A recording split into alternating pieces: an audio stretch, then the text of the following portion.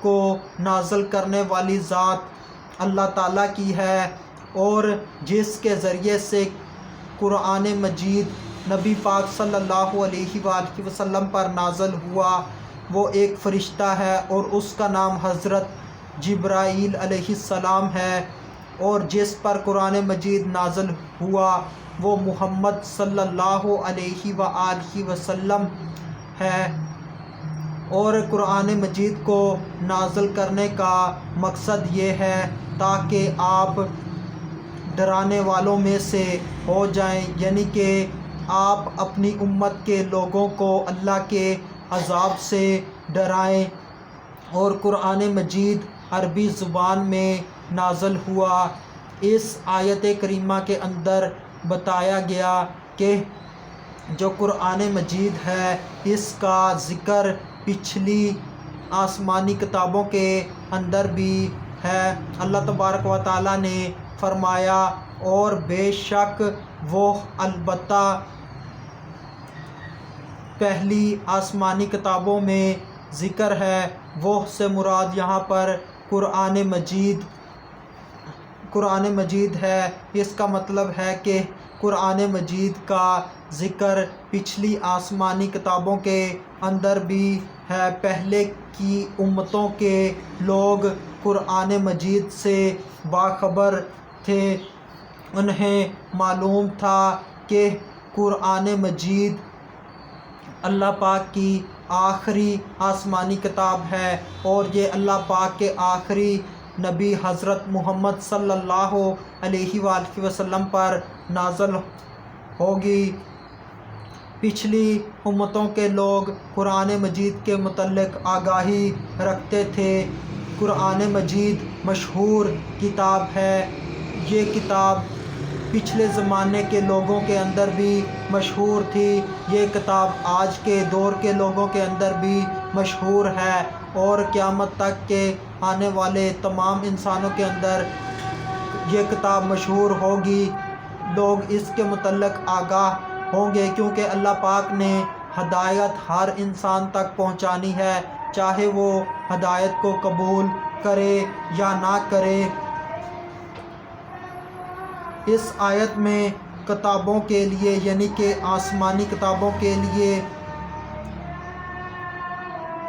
زبر کا لفظ آیا ہے۔ زبر لفظ جو ہے یہ جمع ہے، اور اس لفظ کی واحد زبور ہے، بالکل ایسے ہی جیسے رسل لفظ یہ جمع ہے اور اس کی واحد رسول ہے۔ سابقہ آسمانی کتابوں میں یہ مذکور ہے کہ اللہ تعالیٰ قرآن مجید کو اس نبی پر نازل فرمائے گا جو آخری زمانے میں مبعوث ہوگا۔ اس آیت کا ایک معنی یہ بھی ہو سکتا ہے کہ پچھلی آسمانی کتابوں کے اندر محمد صلی اللہ علیہ وآلہ وسلم کا ذکر ہے، نبی پاک صلی اللہ علیہ وآلہ وسلم کے فضائل بیان کیے گئے ہیں۔ قرآن پاک کے جو مضامین ہیں، جو قرآن پاک کے معانی ہیں، قرآن پاک کے جو قصص ہیں، اور قرآن پاک کی جو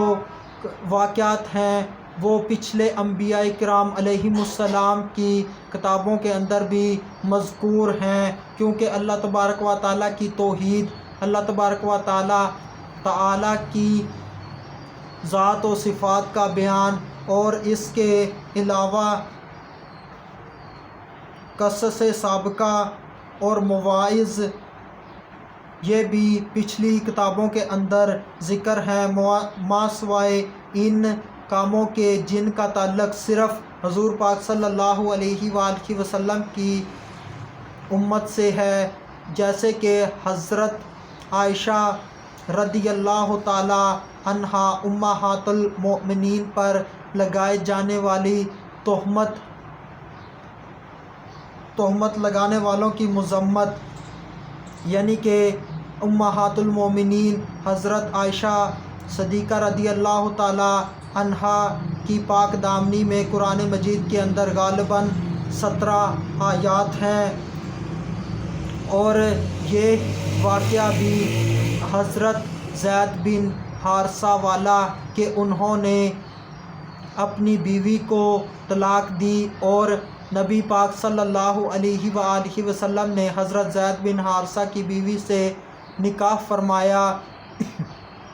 عرب کے اندر یہ دستور تھا کہ جو مالک ہے وہ اپنے غلام کی بیوی سے نکاح نہیں کر سکتا، تو حضور پاک صلی اللہ علیہ وآلہ وسلم نے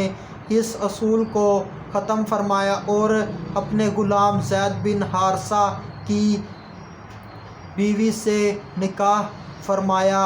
جبکہ حضرت زید بن حارثہ نے انہیں طلاق دے دی تھی۔ اور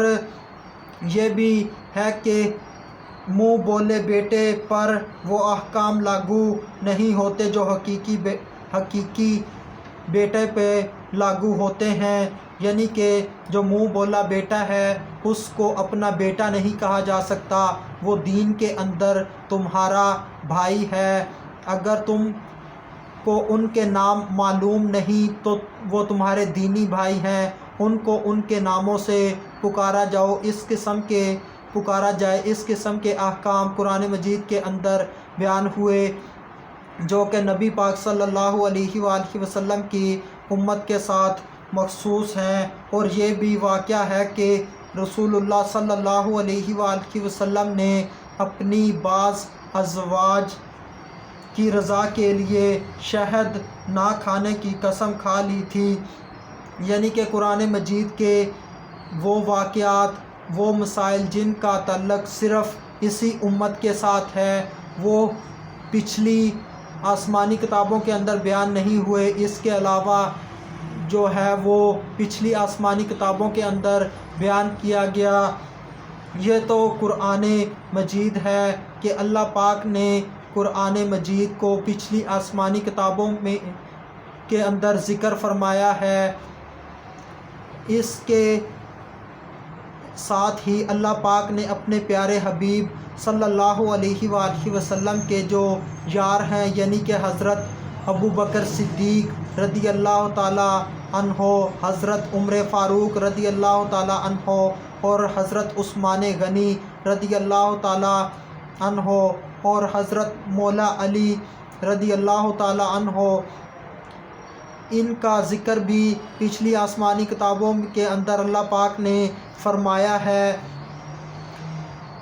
حضرت ابو بکر صدیق اور حضرت مولا علی کرم اللہ تعالی وجہہ الکریم کا ذکر پچھلی آسمانی کتابوں میں اس قدر زیادہ ہے کہ پرانے راہبوں نے وہ کتابیں پڑھ پڑھ کر حضرت ابو بکر صدیق اور حضرت علی رضی اللہ تعالی عنہما دونوں کی تصاویریں تک بنا لی، اور جب یہ اشخاص یعنی کہ حضرت ابو بکر صدیق اور حضرت مولا علی رضی اللہ تعالی عنہما ان راہبوں کے پاس پہنچے تو انہوں نے پہچان لیا اور ان کو خوشخبریاں دیں۔ اللہ پاک نے اپنے پیارے حبیب صلی اللہ علیہ وآلہ وسلم کا ذکر، فضائل پچھلی آسمانی کتابوں کے اندر بیان فرمائے، اور حضور پاک صلی اللہ علیہ وآلہ وسلم کی اس امت کی فضیلتیں پچھلی آسمانی کتابوں کے اندر بیان فرمائیں۔ حضور پاک صلی اللہ علیہ وآلہ وسلم کے صحابہ کے فضائل، ان کی نشانیاں پچھلی کتابوں میں بیان فرمائیں۔ جب کوئی عظیم چیز رونما ہونے والی ہو تو اس کی پہلے خبر دی جاتی ہے، اشارہ دیا جاتا ہے، بالکل ایسے ہی جیسے بارش برسنے سے پہلے آسمان پر بادل آ جاتے ہیں۔ اللہ پاک نے بھی اپنے نبی کی آمد سے قبل پچھلی آسمانی کتابوں میں اعلان فرمایا کہ اس نام کا میرا آخری رسول ہوگا، میرا محبوب ہوگا، اس پر یہ کتاب نازل ہوگی، اور اس قسم کے اس کے صحابہ ہوں گے، اور اس کی امت کی یہ شانیں ہوں گی۔ آخر میں اللہ تبارک و تعالیٰ سے دعا ہے کہ اللہ تبارک و تعالیٰ ہمیں قرآن مجید کے اندر غور و فکر کرنے کی توفیق عطا فرمائے۔ اور قرآن مجید کو سمجھ کر اس کے اوپر عمل کرنے کی توفیق عطا فرمائے۔ اللہ پاک ہمارے ایمان کی حفاظت فرمائے، صراط مستقیم پر رکھے۔ وما علینا الا